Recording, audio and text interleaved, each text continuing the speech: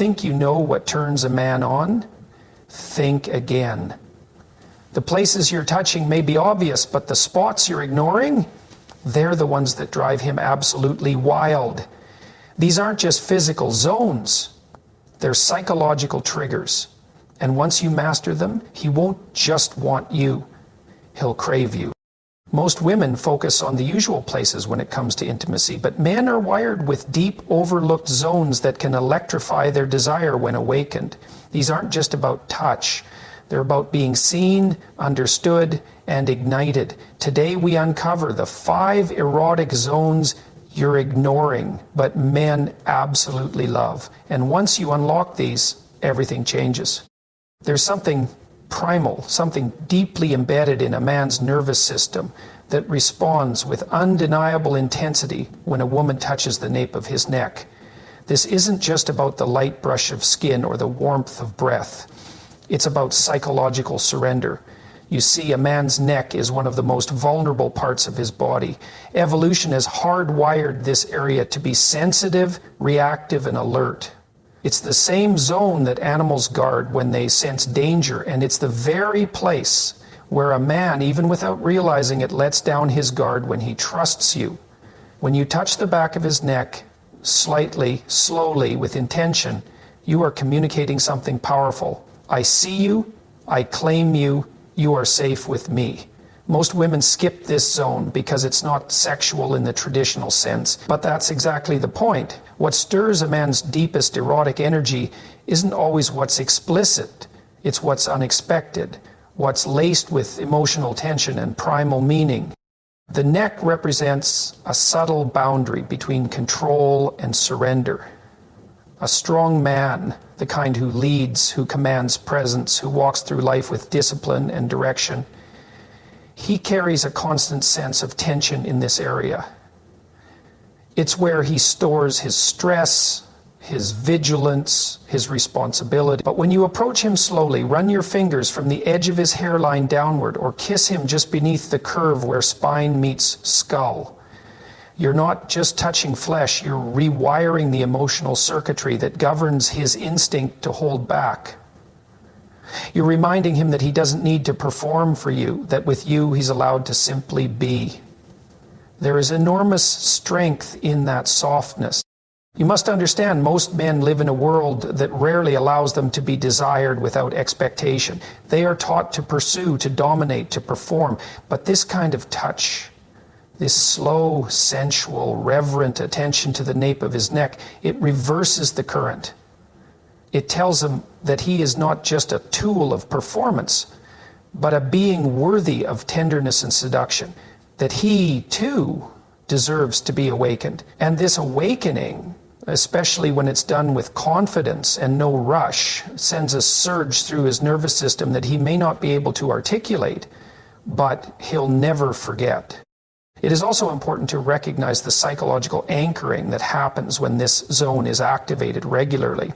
Over time, if you touch this area during moments of closeness, after a long day, during an embrace, or even in public moments of affection, you begin to condition him, not in a manipulative way, but in a deeply connected way. His body starts associating you with relief, with intimacy, with safety. You become not just a partner, but a sanctuary. And the more safe and seen he feels, the more passionately he will respond to you, not just in bed, but in everyday life. He will begin to associate your presence with relaxation, with the kind of peace he cannot find anywhere else. The trick is to combine gentleness with purpose. Don't approach the nape with hesitation, as if you're unsure of its power. Approach it like you understand exactly what you're doing. Use your nails lightly. Trace circles with your fingertips. Breathe onto it softly. Speak into his ear while your hands settle there. Give him goosebumps, not just through stimulation, but through your absolute presence. That is what he craves more than anything. A woman who isn't afraid to lead sometimes, to take him into his own body and make him feel alive. That's erotic power. It's not always about what happens during foreplay or sex. Sometimes the most erotic moments happen in the spaces between. When you touch the back of his neck while he's cooking, when you brush his hair back when he's focused on a task, when you pull him in for a kiss and your hands find their way there without needing permission. These are the moments that build longing. They create the slow burn. And men, though they may not always say it, are deeply responsive to these micro seductions, the ones that happen outside of the bedroom, but prepare the mind and body to crave you once the bedroom door closes. This kind of touch becomes even more powerful when it's paired with emotional presence. Don't just touch and expect results. Touch and tune in. Listen to his breathing. Watch the way he leans into you. Follow his energy. Because every man is different, but every man needs to be seen. And this particular zone, the nape of the neck, is like a secret switch, not because it's taboo, but because so few women take the time to explore it with presence. It's a forgotten pathway to desire, hidden in plain sight. And when you reclaim it, you give him a gift he didn't even know he was missing. You don't need to be aggressive, nor do you need to overthink. The magic is in your intention. If you approach his body as a map, the nape of his neck is the place where you pause and light a fire. It's where you remind him that masculinity isn't about being numb or stoic. It's about feeling everything with intensity. When you engage this space with reverence and playfulness, you are not just arousing him, you are transforming his very concept of what intimacy can be. That's the power most women overlook, not because they lack desire, but because they've been conditioned to think men only respond to certain obvious moves. But the man who craves depth, the man who leads with strength, often hungers for the one woman who dares to slow down, to pay attention, to seduce him, not just with her body, but with her presence. Touch the back of his neck with curiosity, with intention, and with fire, and watch how everything else begins to melt. There's something disarmingly intimate about the inner wrists of a man. It's not a place we associate with sensuality, and that's exactly why it holds such underestimated power. The inner wrists are zones of raw nerve endings, highly sensitive, often exposed, but rarely touched with any intention. They symbolize something deeper: vulnerability, trust, and the permission to be known. For most of his life, a man is trained to use his hands as instruments of action. They grip, they build, they fight, they protect. But when you turn that focus inward, when you bypass the strong outer shell and move delicately into the quiet territory of the inner wrist, you begin to speak to a part of him that has long been ignored, not by others, but even by himself. A touch here is not merely tactile, it is spiritual. It whispers to him, you don't have to do anything right now. You don't have to achieve, just feel. And because so few women ever reach for this place, your attention to it will awaken him in ways he may not expect. When you take his wrist and gently run your fingers along the inner surface, just above the pulse, you're not just stimulating him physically, you are making contact with the current of his being, you are meeting the beat of his heart, literally and symbolically. That level of contact, that depth of presence, is not casual, it's primal. It tells him you are tuned in, and it compels him to tune in too. Imagine a scenario where you simply take his hand in yours, not with neediness, but with confidence, and draw slow circles with your thumb against that delicate skin. You don't speak, you don't rush, you just stay with it. In that silence, a different kind of connection forms, one that bypasses the usual scripts of seduction. One that says, I see the man behind the armor. That's what the inner wrist represents, the space between action and the place where his control ends and your energy takes over. And make no mistake, men crave this, especially the men who lead in the world. They don't always know how to ask for softness, but when you give it, they open up like nothing else. Erotically, this area becomes a secret lever, because once you've conditioned his body to respond to your touch there, it becomes a trigger, an ignition switch that even in public can be activated with a subtle graze. Just imagine the effect of brushing your lips across his wrist during a quiet moment, or holding both his hands, turning them palm up, and slowly kissing the skin just beneath his thumb. And that's not just romance, that's seduction layered with psychological depth. He begins to associate your presence not with performance, but with presence itself. And that is where true desire is born. This is not about being overly soft or submissive. It's about wielding your femininity like a force of nature. Because when you choose to touch a place that is usually left untouched, you tell his body you are not just useful, you are beautiful. And beauty in a man is a rarely affirmed identity.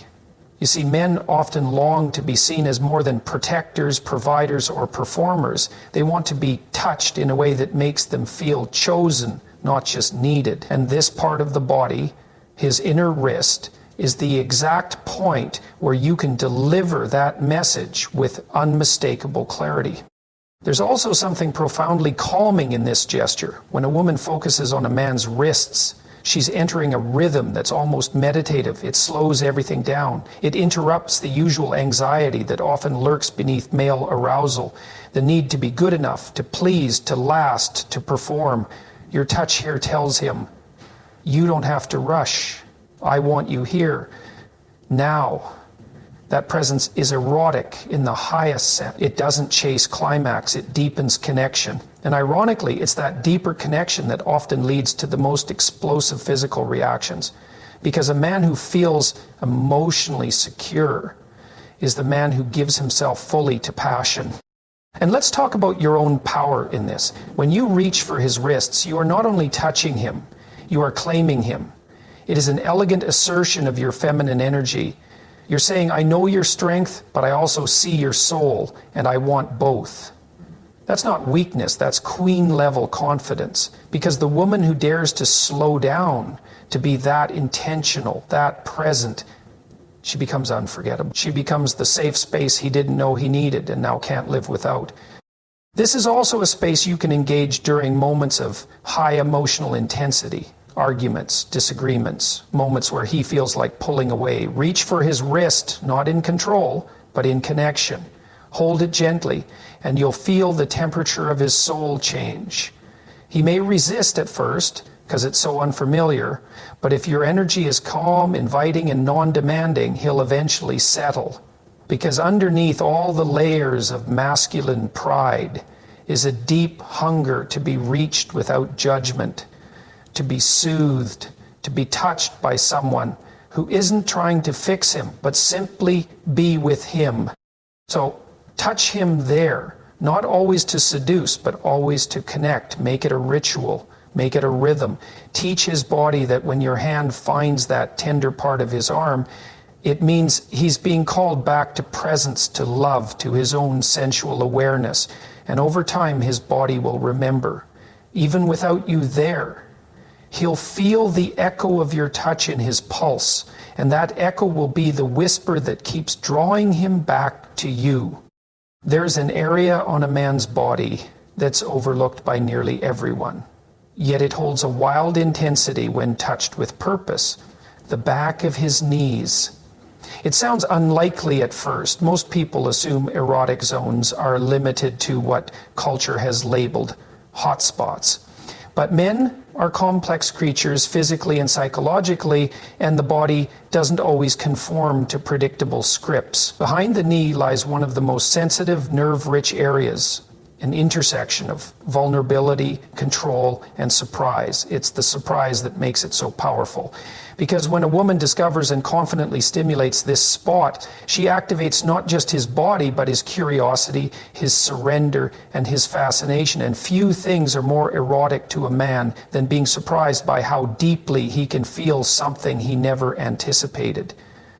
To touch the back of a man's knee with deliberate tenderness is to awaken a nerve map he didn't even know existed. This area is almost never touched during casual affection, which means it hasn't been dulled by repetition. That alone gives it power. But more than the nerve endings, more than the physical sensation, is the psychological meaning hidden in this area. The back of the knee is a joint where flexibility and movement originate. It's what allows him to kneel, to run, to act. In some ancient traditions, bending the knee was a sign of respect or submission. So when a woman approaches that space, not as a servant, but as a queen who understands the mechanics of his power, she reverses the flow of dominance and invites him to experience himself in a completely new way. The touch doesn't have to be aggressive. In fact, it shouldn't be. The most potent touch is often the softest because it requires confidence. Dragging your nails gently behind his knees while you're close, brushing your fingers upward as you pass by him, even placing a warm palm on the backs of his knees while he's sitting. It creates an electrical signal. He won't always be able to name it, but he'll feel it, and that's what matters. You want to anchor yourself in his body memory, not just through sight and sound, but through sensation. This is where erotic power becomes art, when you understand the nuances of a man's desire and wield it like a painter uses a brush, deliberately, slowly, with intensity, hiding in grace.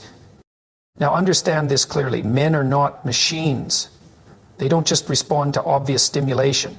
They respond to being understood, to being decoded. And when you take the time to explore his body, especially in places he hasn't been taught to associate with pleasure, you send him a clear message that you are not just here for surface level performance. You are here to explore him fully, and nothing builds erotic trust faster than exploration with reverence. The back of his knees, when touched with lips, breath, or fingertips, becomes a place where his body says yes before his mind can catch up. It bypasses control. It seduces his subconscious. This becomes even more potent in moments of intimacy when his focus is entirely on you. A subtle stroke there in between kisses, a warm breath grazing the skin, a shift in position that lets you access the space with intention. These are the moments that fracture his expectations and make room for deeper arousal. Because what truly arouses a man isn't just friction, it's expansion. It's the realization that this woman sees what others don't, touches what others ignore, and awakens what others leave dormant. That's the kind of experience he'll chase, not because it's graphic, but because it's unforgettable. And it's not just about the act itself. It's about the rhythm you create, the narrative you build with your hands, your energy, your patience. You're telling a story with his body. You're saying, every inch of you is worthy of attention. Every forgotten place holds a treasure. And in doing so, you shift his entire relationship with pleasure. You give him permission to feel not just the expected, but the unknown, and that is a rare gift. Most men will never receive that. But the one who does, he will remember it every time he bends his leg, every time your touch echoes in the muscles behind his knees.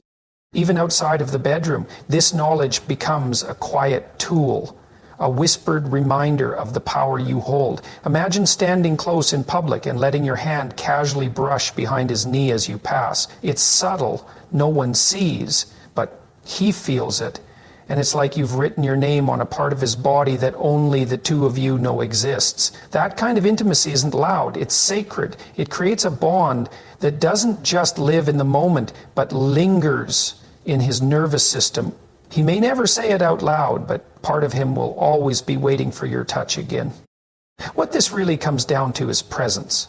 Being the kind of woman who doesn't rush to the obvious, but takes her time, who isn't afraid to explore, who values sensation, mystery, and connection over performance. That woman doesn't just awaken a man, she transforms him. She takes the parts of him that have been asleep for years and brings them roaring to life, and she does it not through force, but through fearless softness, through knowing what others overlook, through honoring the hidden altars of his body, like the backs of his knees, and treating them not as accidents, but as intentional invitations to deepen the bond. The next time you're close to him, remember this place. Go there, not every time, but enough that he begins to associate you with that pulse of electricity, enough that his knees, literally and metaphorically, start to weaken in your presence, because the goal isn't just arousal, it's anchoring. And when a man feels anchored in you, body, mind, and soul. He doesn't look elsewhere. He doesn't compare. He simply returns again and again, because you touch the places no one else dared to. There's a deeply erotic power in the way a man's ears respond to touch, yet it's one of the most criminally overlooked zones of pleasure on his entire body. Not because it lacks sensitivity, far from it. The ears are filled with nerve endings directly connected to arousal pathways in the brain, but because most people are fixated on the obvious, the ears remain neglected, dismissed as trivial, or worse, ignored completely. And yet, when a woman understands how to approach this zone with confident subtlety, she activates something profound, both physically and psychologically. It's not just the ear, it's what the ear represents. Listening, receptivity, and submission to sound. When you engage this area intentionally, you don't just awaken his body, you draw him into your orbit. The ear, especially the lobe and the area behind it, is one of the most immediate gateways to a man's nervous system. A whisper, a breath, a trace of your tongue. It bypasses logic and goes straight to instinct. It doesn't take much. A whisper can send chills through his spine. A graze of your lips can short-circuit his rationality.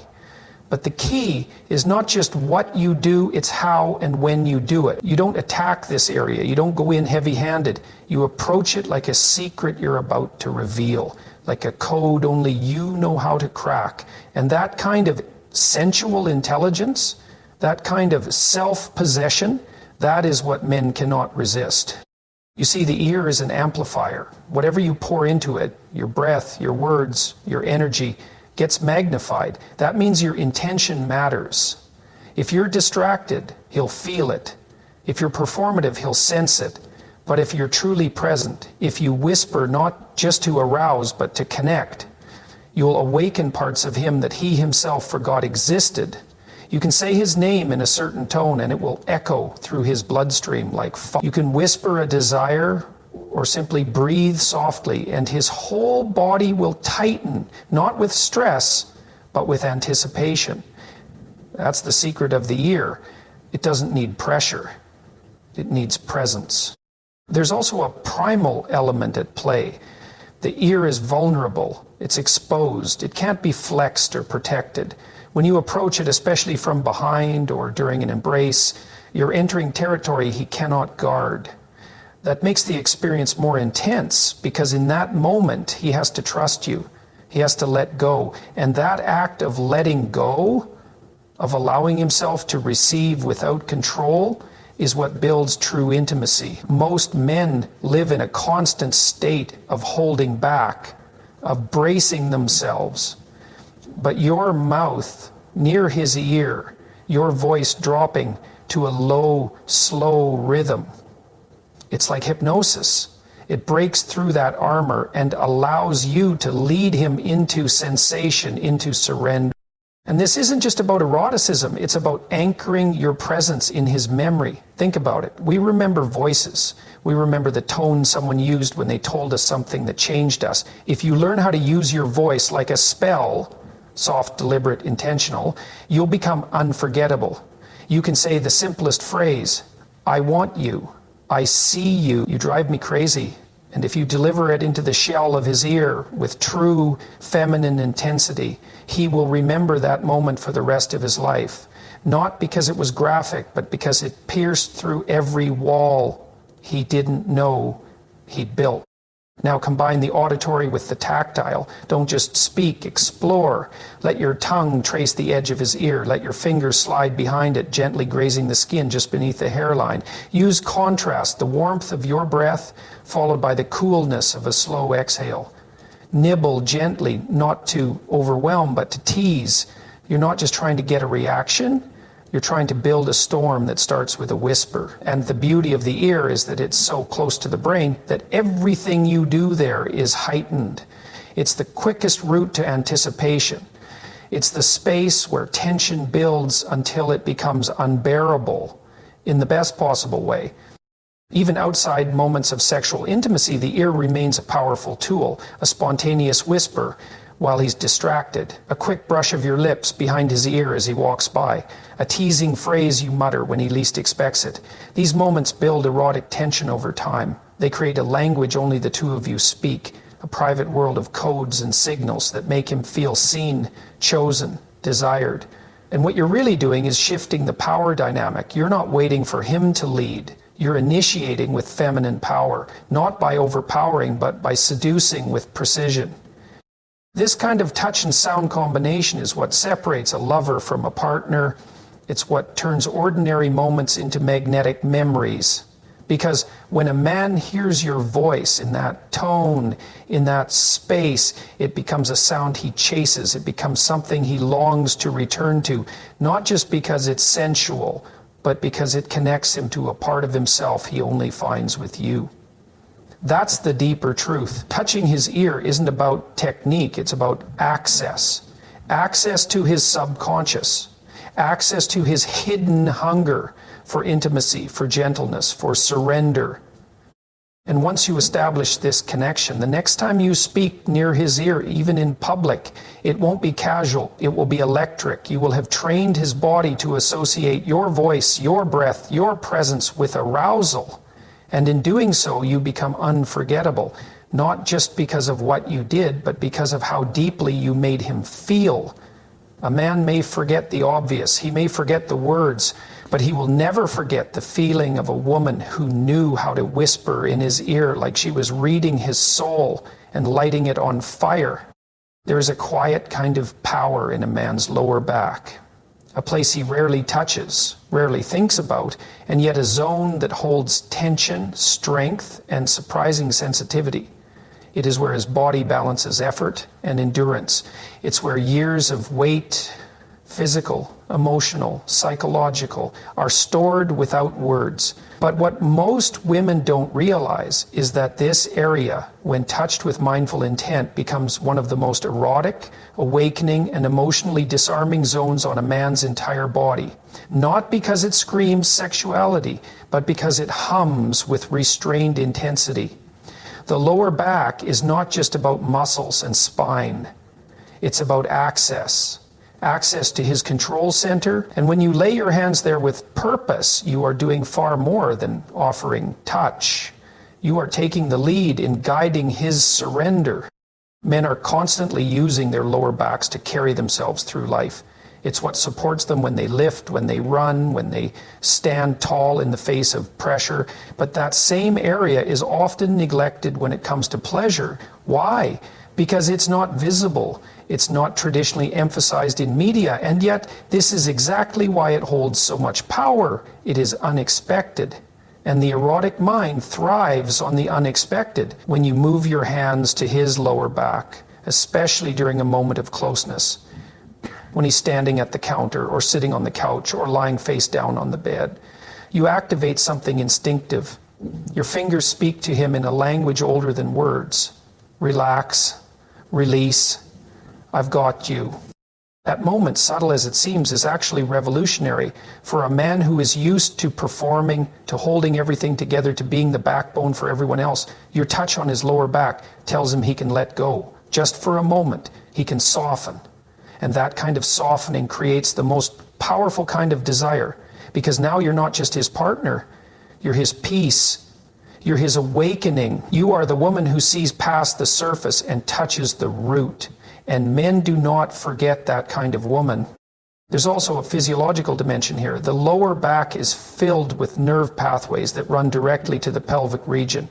Light circular movements with your fingertips, a warm palm pressed flat against his skin, or a slow drag of your nails just above the waistband. All of it creates a cascade of sensory input that builds anticipation in waves. And the key here is tension. Not yours, his. Because a man's lower back often holds years of it stored, ignored, buried. When you release it, when you knead it gently, kiss it unexpectedly, or breathe across it in silence, you are not just arousing his body, you are uncoiling something deeper, something emotional, something primal. And what makes this area even more electrifying is its proximity to both his strength and his vulnerability. You're not touching his chest where he performs confidence. You're not grabbing his hands where he exerts control. You're behind him, at his back, and that alone changes the dynamic. It takes trust for a man to receive pleasure without seeing it coming, without directing it, without anticipating your next move. But when you show him that you're not there to dominate, but to delight, he will open, slowly, fully, powerfully. The back is also symbolic. We have someone's back when we protect them. We carry the weight of the world on our back when life gets hard. So when you place your hands there, you are speaking a subconscious truth to him. You are not alone. I'm with you, even here. That message bypasses resistance. It bypasses pride, and it goes straight into the part of him that longs to rest, to be held, to be seen without having to be strong for a moment. And once he experiences that with you, not just sexually but sensually, he will associate your touch with safety, with surrender, with sacred connection.